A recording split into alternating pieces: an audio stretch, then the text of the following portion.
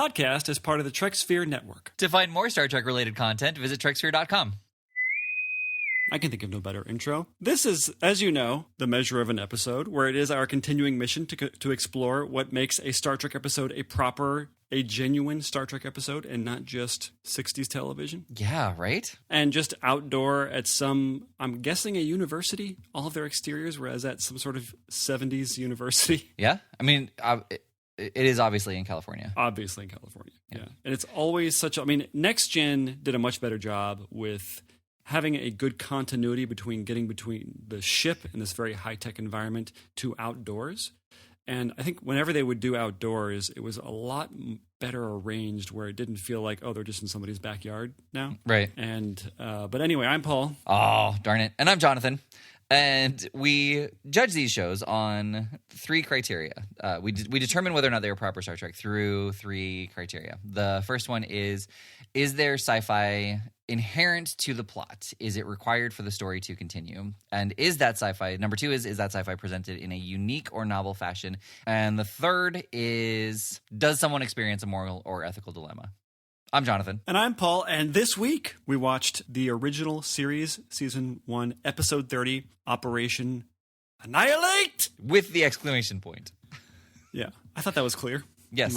Yes, absolutely. Performance. I just wanted to let people know that that was not just an interpretation. That is how you are supposed to say it.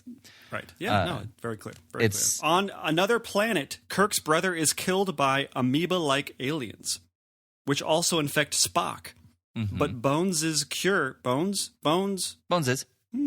It's Bones's. But Bones's cure has surprising side effects. Are they surprising? I guess. I didn't even... What were the side effects? Well... that they got better? Should we wait until we actually get to the cure point? Right. Yes, that is... Cure point would have been a much better title, by the way. I guess, but that has far less to do with it. I mean, Operation Annihilate is very clearly what the dilemma was. I guess so. It just seems so kitschy. I guess this was the 60s. Yeah. Was it Mission Impossible, Operation Annihilate? That's what it felt like. Because there's a colon. Whenever there's a colon in the episode title, I'm going to let you fill in the blank there. I actually don't have something to say. We know we're dealing with a proctologist? Yeah, it works. Okay. We'll keep that in. Yeah. This is one of 2 Star Trek episodes to date that the title has an exclamation point in it. In season 1 or that we've watched? All of Star Trek. Wow. Yeah. Is it likely we will find another one? Yes, there is another one. It's an Easter egg. So what if... so it's a trifecta of exclamation points? No, there's only 2. I said there was a third one. What? No. I said there's 1 and 2. I thought we've done 2. There are 2. We've done 1. Yeah. I don't think the audience understands what's going on. So let's back it up a little bit.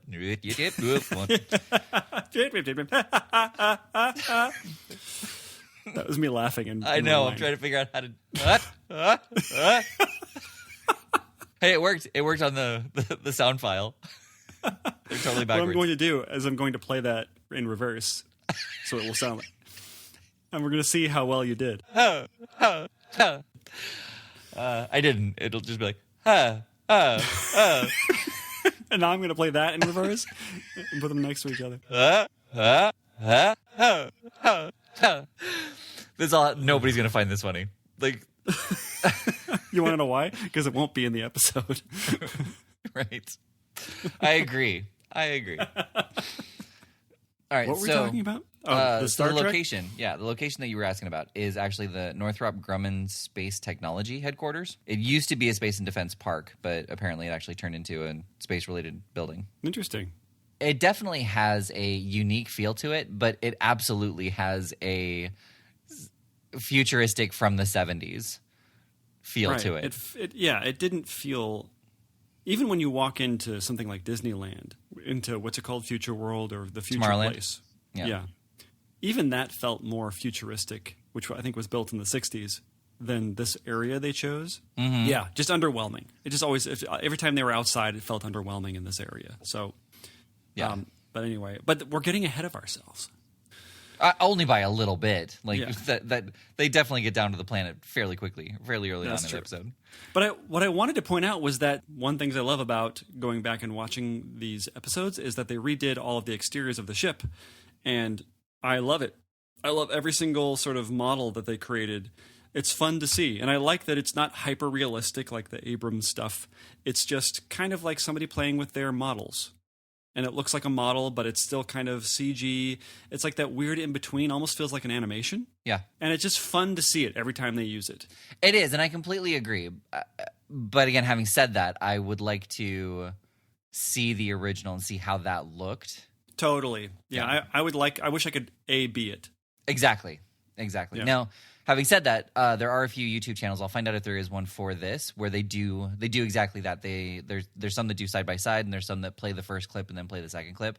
So we'll probably add a few links to those in the comments. But Yeah, I want to see that for sure. Anyway, so yeah, it starts out with the captain's log and the nice, fun exterior of the ship, and we find out that insanity is somehow making its way across various planetary systems and civilizations. And they have this fun little science fiction moment where Spock is outlining there's this insanity thing going on here in this sector, and then somehow it got over to this sector, and then went to this sector, and they kind of did this little presentation of what was happening, and I liked it. It was fun. Nice little science fiction thing happening. And then they go to another civil or whatever planet, whatever they're calling them. And this is where Kirk's brother is. And on their way there, they find a ship that is headed directly into the sun. And they chase after it. And some weird stuff is going down. Actually, it kind of reminded me, I don't know if you've ever seen Event Horizon. But it kind of had this weird kind of I'm crazy and in space type of feel with this guy who just has his ship heading directly towards the center of the sun.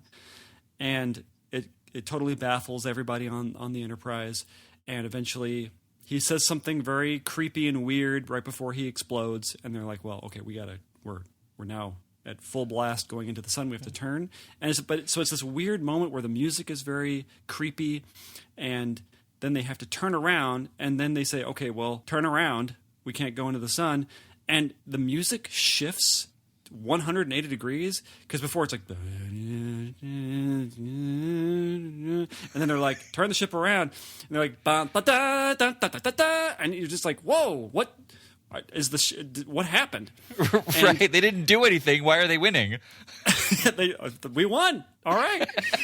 And the music does that in this whole episode. Actually, if you were paying attention, it does a lot of switches like that. It's very. It's not following sort of a flow of emotion where you don't just automatically, because you just want to change the emotion immediately, so you just change the music. It doesn't kind of bleed into itself. Right. Every little kind of sting that happens is like an Austin Powers level sting. It's like, well, it's your brother, Jim. Bum, bum, bum, bum, bum. It's just, geez, can they hear this? It was close enough where if they just panned a little bit to the right, you would see like the orchestra. Right, the band right watching. there. Yeah. Very Mel Brooks, Leslie Nielsen. Yeah. Yes. Yeah. So, okay, so they don't know what's going on with this person who went into the sun. They have no information, so they decide to go. I don't remember what happens at this point, but so they also get a distress call from the planet, and they decide to go down and see what's happening. And right. When they get down there, these people immediately start racing after them, getting ready to attack them, telling them they don't want to hurt them and to go away, and they need to like find shelter or something. By the way, so I watched this at 1.5 speed, and I cannot tell you the comedy of watching these people. Like, it's supposed to be this angry mob, like chasing them down, and they're just like running at 1.5 speed. Yeah. Yeah, that's all it feels like. Right. That's the Red Skeleton. Yeah. Yeah. So then I guess they make it down to the planet, and they find Kirk's delirious sister-in-law. And Kirk's brother is dead. And I could have sworn. Do you know who played Kirk's brother? Someone with a mustache? So no, actually. No, I don't know, or no, that's not. No, that's not true. Oh, okay. Was it Kirk? It was. It was William Shatner with a fake mustache on. Was it William Shatner with a... I was wondering about that. I wish we could have had a little bit of back and forth before he died. Well, yeah, that was the other thing. This kind of goes back to what you were saying, actually, in our last episode, right? About conspiracy. Yeah. They had to make him his brother, so he had an emotional connection to this planet. But on the flip side, they didn't have to make him his brother. It could have been somebody he knew from Starfleet, or just the pretty girl who was down there, because he always gets emotionally distraught when they die. Yeah, I didn't feel the emotion I should have when somebody's brother dies on television, because we don't get any interaction with him. It's the same thing, as you said, with conspiracy. Like, just no matter how much you tell us about it, it doesn't matter. Right. It would have had to have been Bones or Spock for us to really feel it. Yikes! And, right? Yeah. Yeah. Not a red shirt. Yeah.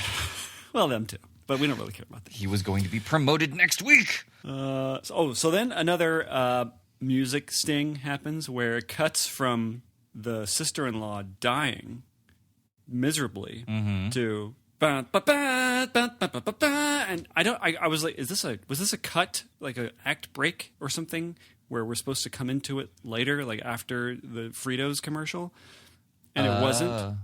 No? Maybe it was. I don't know. Actually, I can't tell. Are there? Yeah, there are act breaks in this Netflix stuff. Yeah, there definitely are act breaks. But yeah, I mean, I feel like William Shatner, probably a little bit of both. The presentation of his struggle was bigger with trying to decide what to do with the invasion and the planet than it was with losing his brother and his sister-in-law. Yeah. You're right. I mean, I could tell that during the duration of the episode that he was supposed to be fraught with anger and grief, but yes. It didn't translate. I could tell that's what he wanted, but it just wasn't working for me. Well, and it just didn't seem like it was about his personal loss. It seemed like he was struggling with the dilemma of wiping out the planet or figuring out a way to stop the virus or whatever it was. Yeah, it's like when one encounters a particularly difficult crossword puzzle. It's that level. Right. He's super distracted by it the whole time, but he's able to continue with things. Yeah, and it just losing his brother, which, we have to assume, well, because they never said his estranged brother, so they must have been close in some way, and his sister-in-law, and then being stuck with his nephew and trying to make sure that he survives. There did not seem to be any emotional connection to these people any more than when he just loses a guest on his ship. I couldn't tell if it was this idea that here is the patriarch of the show and of the ship and everything, and you're not allowed to show too much emotion, but we want him to be relatable, and so we want him to show a little bit of emotion. Or was it just, this is as much as we're going to get from William Shatner? I couldn't tell where that line was, Yeah. Yeah. I mean, he definitely does get better. Like when he loses his son, I feel like there actually is emotional distraught there. So either his acting improved, which is entirely possible because there's like 20-year difference between those two, or he was just given better direction. Yeah. Or a difference between TV and movie. I don't know. Yeah, we'll never know. We'll never know. So they're trying to figure out what's causing all this, and they find these amoeba-like things, and I will tell you that when they came across these farting loogies that were attached to the wall, I laughed for many seconds when this happened. Because they kind of gave him a voice a little bit. They're like, yep, right. Just Yoda's murmurs. That's what a baby Yoda, that's where it comes from. Eventually they would all become farting loogies. Yeah, farting loogies. And it was so funny to me. It felt so, again, with the 80s horror stuff, even though this was the 60s, this must be where it comes from. Because it was just kind of crappy makeup, not makeup, but whatever you want to say, effects, practical effects, whatever you want to call them. Props, yeah. And they kind of moved, and they were just obviously, they were sort of primordial fake vomit. When you could buy or the fake spilled wine glass stuff. Right. I totally took me out of it because they were animating them. Because I guess you have to because we have to show that they're alive. Right. And they were gassy. It was just so funny to me. But they find out that they're not just these benign creatures, that they attach themselves to you and infect you. And one infects Spock. Yeah. Well, and they discover that they inflict pain when you do not do what they want. Which is interesting. But again, it's more of this weird non-science fiction kind of thing, kind of like our Ghost Cloud types of episodes where it wasn't about the loogies themselves. It was more about what they do to you internally.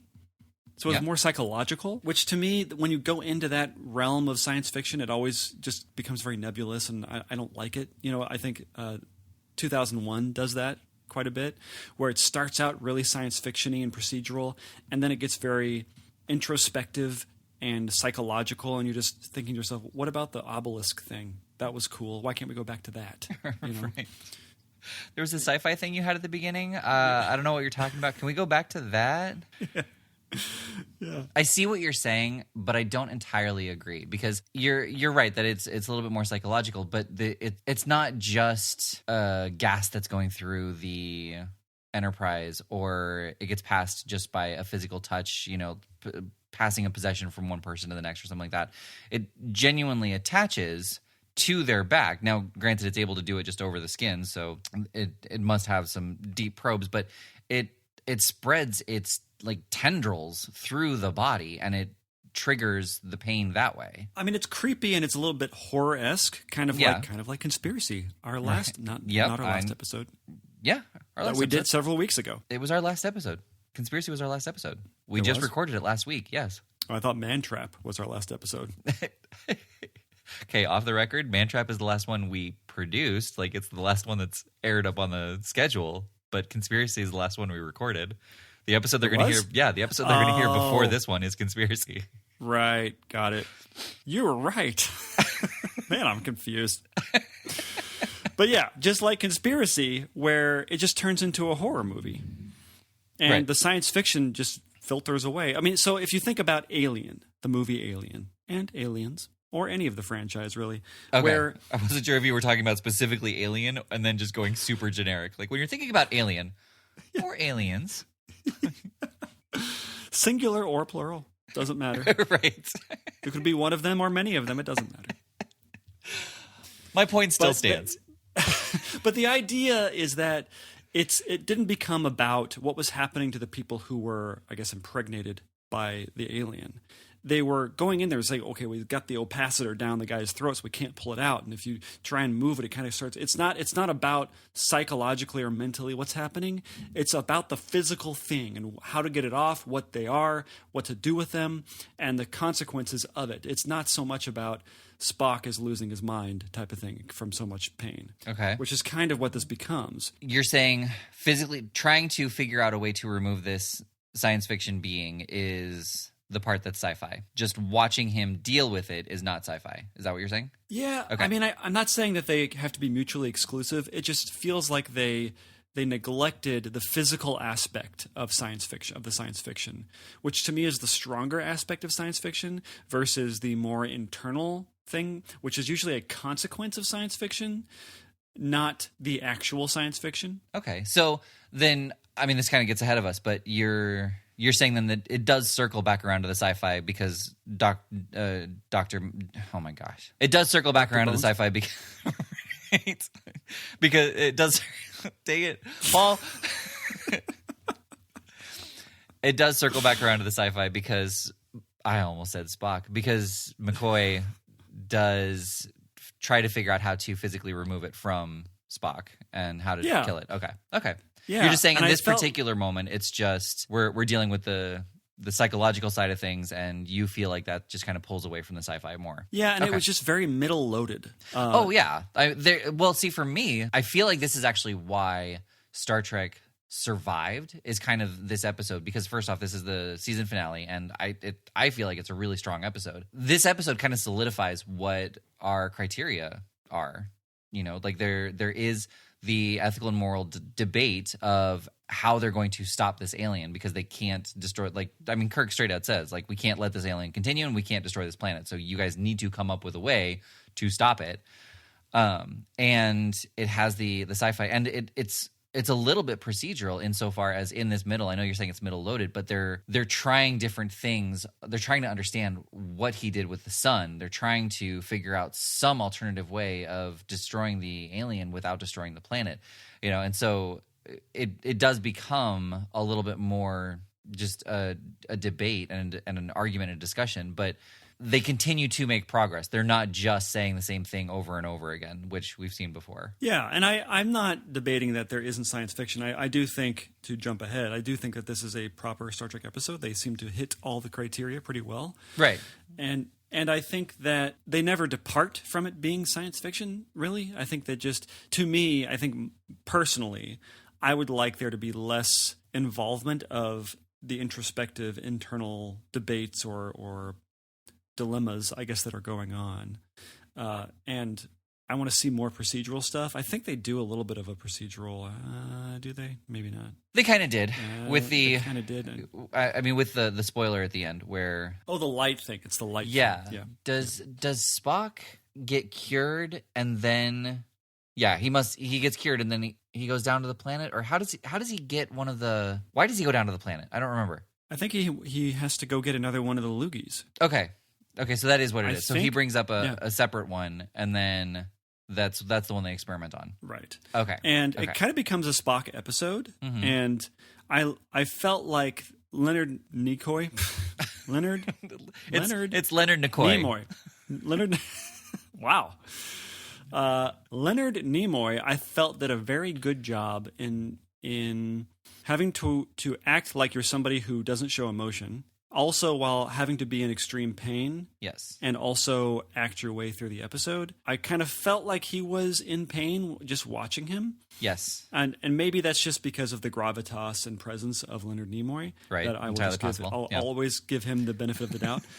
Right. But it just, I felt like that was cool. Yes. It was kind of a neat thing that, here's this being who is now somehow mentally blocking all of the pain that he's experiencing, and still trying to operate. And there's a moment where he says, I don't know how much more of this I can take. So there's a clock on this. Right. And I appreciate it. It was fun. And I kind of like the Spock-centric episodes. Yes. I think it would have been nice if we did actually see him succumb in a certain way, like collapse on the planet. Or just falter.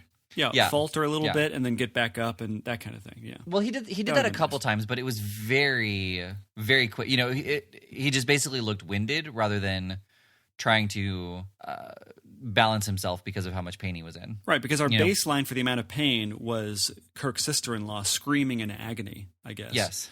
And so we were supposed to, I guess, conflate Spock and her together. It's like, this is what's happening on the inside, but there's this stoic Vulcan on the outside. And I felt like they did a good job. They probably could have done a better job, I suppose, if they had more time or something, but it was good enough, I think, for the episode. Well, I think just one moment where he, like, right before he was picking up, they knew what he was doing or something, and so they blasted him just with as much pain as possible, and he does either pass out or actually scream and then fall to the ground and then just take a moment and and then center himself again and get back up and grab the thing and go. Just having a moment so we can see just exactly how much pain he is in. To have Spock, this person who controls his emotions at all times, scream in agony, would just kind of be like, whoa, that's a lot of pain. Yeah, and it also doesn't really escalate.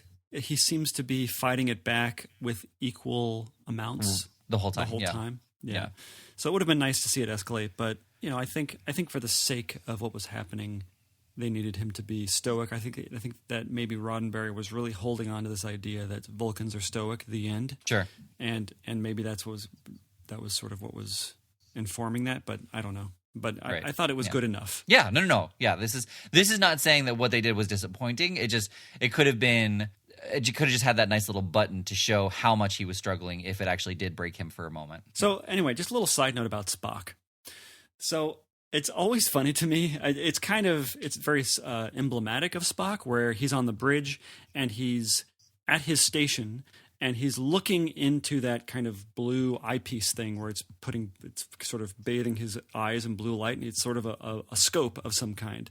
But what always gets me is he's always standing and bending over and looking into the scope, a scope that was obviously designed to be. You were supposed to be sitting to be looking into the scope. Why doesn't he ever sit down? Why was he always standing up and then bending over?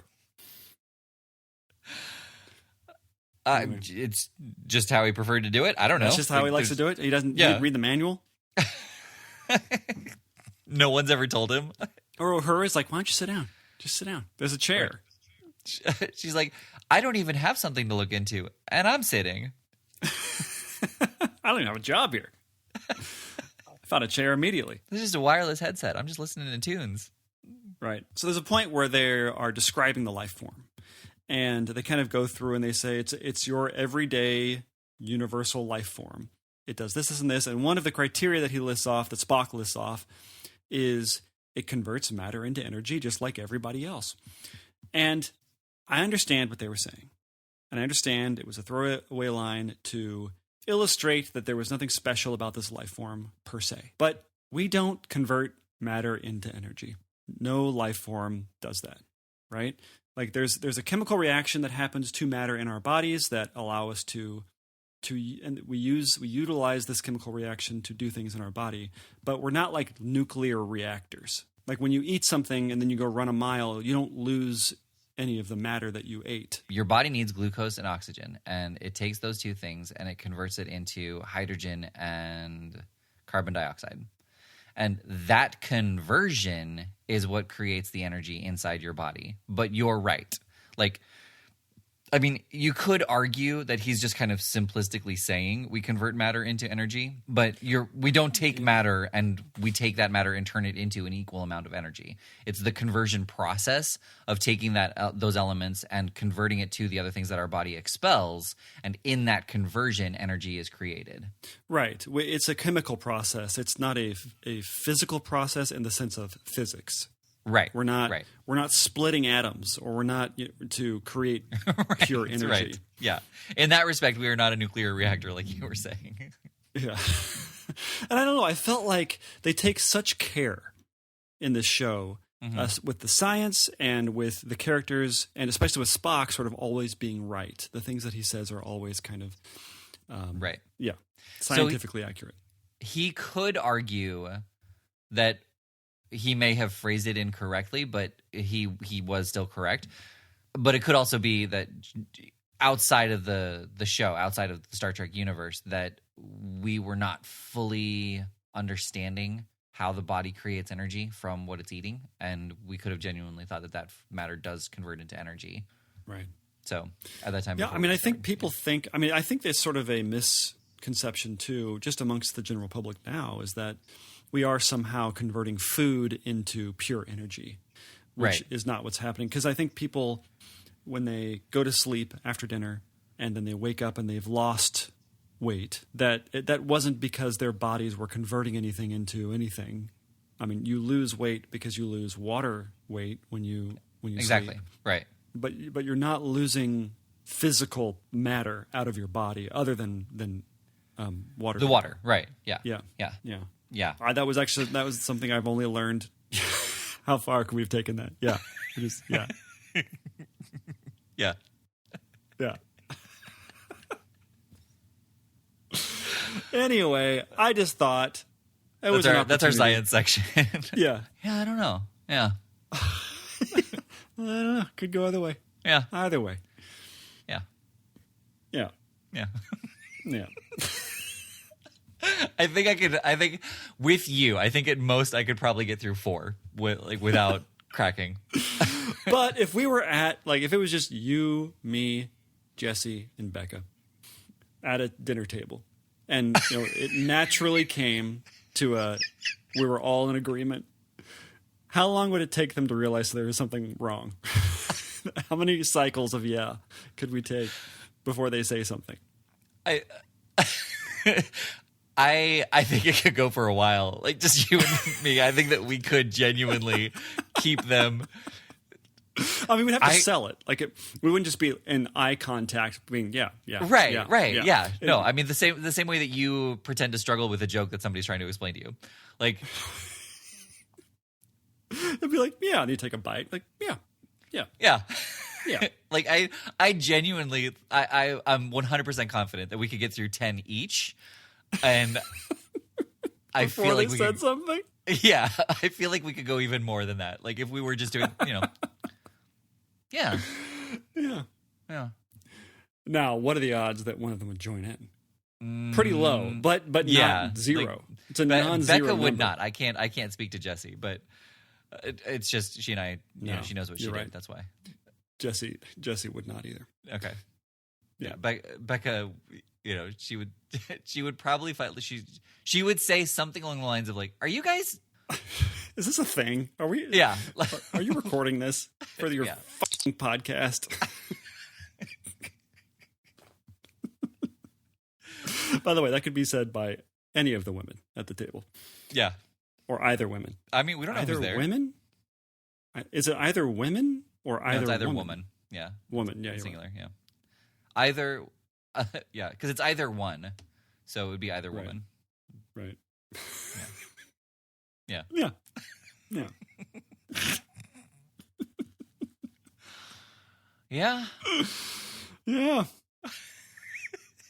You have to come up with like new inflection and new ways to say it. Yeah. Yeah. And I think for the other part too that would be hard is not throwing anything else in there. Like you wouldn't go and you can't laugh either. I know. Yeah. Now that we've said this, and now, first off, I want to do it, but second off, I'm not sure that I would be able to honestly get past like the third one without laughing because I knew that this is what we were now doing. Like I would. Well, you'd have to mask it with taking a bite of food or a drink of something. Right. Like wipe your mouth with something. You got to see, but I would just fear that like. Because now, like, I fear that I would be in a giggle loop at that point, and I would just spray whatever I was eating or drinking because I'm like, oh my god, this is happening! I can't believe we got here. And like, keep it cool. This is gonna be so funny. Like, and you'd ruin it. That's true. Right. I think probably do the same thing. Yeah. See, and what's even funnier? Cool. What's even like funnier / worse about that is it's only funny to you and me. Like, I know. That's all that matters. Right. That's all that matters. I mean, I think there would be when it's for the story too, for other people who would find it funny. For sure. It's so you can tell the story. It's license for comedy. That's true. Yeah. And we could say how many yeahs we got through. People like, you did not. And Jessie and Becca could back it up as the irritated witnesses. We did. We'll both have little clickers, like those clickers right. where they measure how many people are going on the ride. Yeah. We're like 27 yeahs. They're like, no, that's way too many. Becca's like, no, that's right. Read them and weep.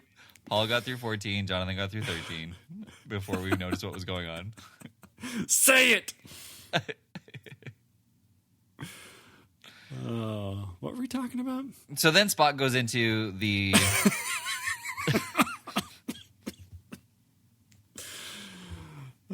So they figure out how to kill the loogies. Not only the regular loogies, but the loogies that are attached to people. Well, they think they do. I guess they don't know. Yeah. Yeah, because they were talking about. They finally figured out that the guy who was flying into the sun was talking about how he was free of the virus, the loogies' control, and so they're trying to figure out what about the sun is causing that to happen, and they start deliberating. And what did they eliminate? I don't know. Interest. But it was still a proper Star Trek episode, and it was still good. Yeah. I got bored near the end. You should watch it, though. Well, they get to... I don't know how they get there. I don't remember. But I know that they get to... If we bathe Spock in 1 million candle power, which I like the idea that in 500 years we'll still be using 60s terminology for flashlights. I didn't realize that that's what it was from. Okay. Yeah, I mean, we don't now. We use lumens. Yeah. And there actually is... I looked it up. Okay. And there's equations to get from lumens or from candle power to lumens. Oh, okay. And a million candle power is sort of like a mid-range floodlight. It's like not that bright. It Right. would not inflict that much damage. I think Spock is just kind of a sissy. Right, with your eyes closed, yeah. Yeah. That's what happens, right? So he goes blind. He's cured, but he goes blind because they bathe him in they shine a flashlight in his eyes, and he goes through a very basic ophthalmologist. You know where they shine the fucking light in your eyes, and it's just the most uncomfortable thing ever. And that is not the most uncomfortable thing ever. The most uncomfortable thing is where they tell you to look at the light and they blast the air in your eye. Oh, I would do that a million times. Versus really? When they have that super, like, how are you not damaging my eye right now, sir? And looking for problems, you're just creating them. It's like, oh, found another problem. Oh, I think I know why. Oh, you're blind. Yeah, I wasn't before you started doing that. Man, it's the third one today. I'm curing all these people. Really? So you don't like the air? Or I was always fine with that. It's like, no problem. Yeah, no, and you're the first person to say that. Like, you need to ask around now who likes that or who's okay with it. And if they had to pick between the flashlight in the eye or the air blast in the eye, I guarantee you, except for one person, they will all say that they prefer the air blast in the eye. Yeah. Oh, God, I hate the light. Anyway, so he goes to the ophthalmologist. And he's cured of his disease, but he is blinded. Do you mean optometrist? Whatever. Okay. I've heard about whatever the thing is in Costco where you go get new glasses. Okay, so the optometrist. Well, yeah, but he's also a doctor. They're not just fitting you for lenses. They're also looking at your eyeballs, right? I don't think that's just what optometrists do. Man, this is just our science episode, isn't it? I'm not the expert. I think this is the third thing that we've talked about that's like science related, and we're like, yeah, I'm not, yeah. Could go either way. We don't know. I think both are correct. Listen to our medical advice. Tune in next week for the measure of an episode where we give medical advice. So anyway, we find out that Spock is in fact not blind, that he has two eyelids, a fact which never comes back. And I'm wondering to myself, so he had to keep his eyes open for this to work. But if he could close one of his eyelids during the bathing in the floodlight, why couldn't he just close his regular eyes? Like, why was that a plot point to why? Like, it was either you live or you go blind, or you stay not blind and you die. I didn't think he had to keep his eyes open. I just thought that because he was in the direct rays of the light, the goggles didn't help him. Oh, okay. That's how I took it. Okay. I mean, maybe I am, again, giving the writers more credit than is due, but that's how I interpret it. Like they were outside of the room, so they could put on the goggles and they'd be fine. But Spock had the goggles, and it just didn't help him. Oh, but he had his own eyelids anyway, second eyelids. Yeah, he had an extra layer of protection. That sounds like a retcon to me. Such a retcon. Sounds like, well, Spock can't be blind now for the rest of the show. We just got picked up, so undo it. Figure it out. And that was kind of. I mean, that's the nice thing about being the original. You can throw in anything at any time and make it canon because you're creating it as you go. Right, but they didn't. It's not like they had it set up for 29 episodes beforehand. It's like, hey, Spock, I noticed you were breathing underwater. Right. What up with that? Well, and even he said he completely forgot about it. It doesn't feel a little retcon-y to you a little bit? Oh, it's absolutely a Deus Ex Machina. It is the hand wavium explanation of how he was able to be fine, but it has become part of Star Trek lore. What's funny about that is Tim Russ, when he was interviewed about being a Vulcan on Voyager, he was very excited because this was the first Vulcan on a ship again since Spock, and he was talking about how he knew everything about Vulcans, and he said including their inner eyelids. So I hope that we get to take advantage of the Vulcan biology and things that make him different. But they didn't do that. I know. It's like, Tim, I got some bad news for you, bud. This is Michael Piller saying this. Like, right. Man, are you going to be let down? So definitely a Star Trek episode, or sorry, a real Star Trek episode, a proper Star Trek episode. Star Trek, yeah. Yep, that was a Star Trek episode because it was on Star Trek. That was a real Star Trek episode because we watched it. All of that. All of those things. Right? I mean, it checked off every box. It was a Star Trek episode, it was a real Star Trek episode, and it was a proper Star Trek episode. So much information. I feel like it's a little bit too well, not a little bit too. It's just a little bit kitschy because it is in the 60s. So there are a couple things that you just have to kind of accept for what it was at the time. Like we were talking about with the Loogies, the Loogies, and the brother being introduced this episode only to die off. Like they definitely don't really do that in shows now. If they're going to do something like that, they usually introduce the character pretty early on. Right. Yes. But yeah, all of that information needed to be dumped in this episode because 60s television series were episodic by nature. Could have been a two-parter.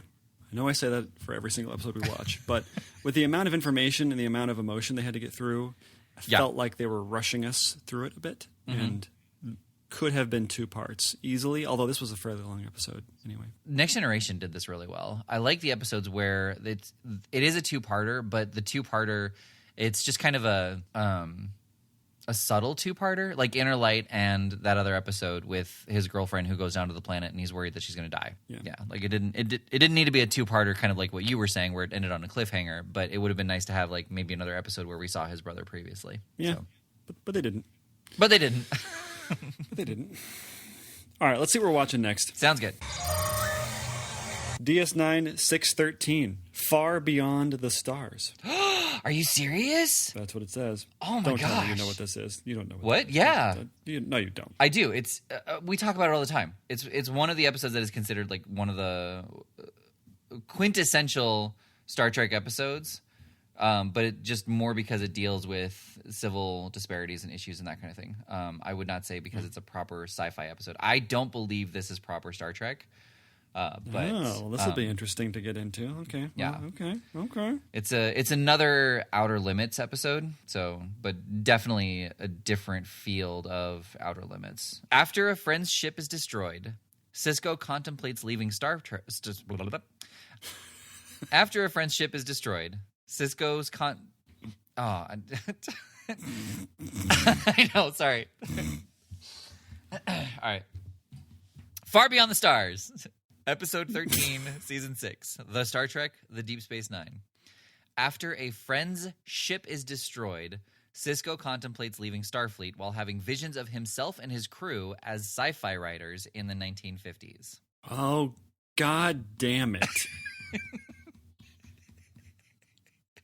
Seriously? I mean, this is the episode that has Avery Brooks at his finest at the end. Oh, I have to watch this.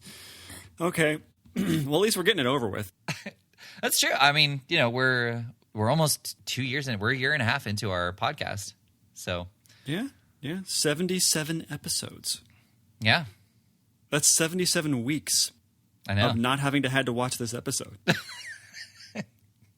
And then, Paul, you get like 680 more weeks of not having to watch this episode. Having to watch the episode. Oh God. Okay. Well, let's get it over with. I'm curious to know, like, what if you don't watch it as a Star Trek episode? What if you watched it as like a Twilight Zone episode or an Outer Limits episode? I wonder if you would like it more. Maybe.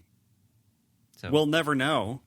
Well, I mean, try to go into it with that mentality. Don't expect Star Trek, and you won't be disappointed. Okay. All right. Same thing with our listeners, by the way. When listening to our show. Don't expect comedy, and you won't be disappointed. Don't expect Star Trek either. You won't be disappointed. Expect sound medical advice. Yeah. And science advice. All right. Or I've been Jonathan. And I've been Paul. And this has been The Measure of an Episode. As you knew.